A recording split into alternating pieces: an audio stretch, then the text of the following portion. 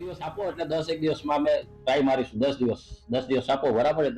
હવે યોગીનભાઈ આની અંદર અમે જે વાત કરી એમાં હું બિલકુલ માન્ય નહીં રાખતો, કારણ કે જે તે ટાઈમે સોઇલ ટેસ્ટ કરવા આવ્યા ત્યારે સોઇલ ટેસ્ટ વખતે પણ વાત થઈ હતી કે જે જૂની ટાંકી છે એ હાઈટની ટાંકી બનાવવાની રહેશે, 2 લાખ લીટરની ટાંકી બનાવવાની રહેશે. બીજા નંબરની વસ્તુ કે જે પાઇપની રજૂઆત મેં કરેલી એ ના પાડે છે અત્યારે, પણ 8 ની પાઇપ ઉતારવાની કહી હતી, 8 ઇંચની. એ 8 ઇંચની પાઇપ એ લોકોએ ઉતારી જ નથી. અત્યારે અમારું મને છેલ્લા 2 મહિનાથી ગોળ ફેરવાય છે કે કાલે આવશે, પરમ દિવસે એ સાહેબ મને ફોન ઉપર કાયમ કે હું આવું છું, તમે મળવા આવું છું. હજુ સુધી કોઈ દિવસ મળવા નહીં. મારે એમને મળવું પણ નતું કે મારે મારા કામથી મતલબ હતો. એમણે કામ કર્યું જ નથી. એ કોઈ દિવસ અત્યારે પણ મને વાયદો કરે હું પી જાઉં છું પીસ ગામમાં, એમને એવા આયા જ નહીં. મને અત્યારે છેલ્લી ઘડી એવું કહ્યું કે મારે વીસી છે એમ કહીએ કે આપણે આ તો વીસી ચાલતી નથી, અને જ્યાંથી આવતા 10 મિનિટ લાગી, વધારે લાગી નથી. કોઈ વીસી ચાલુ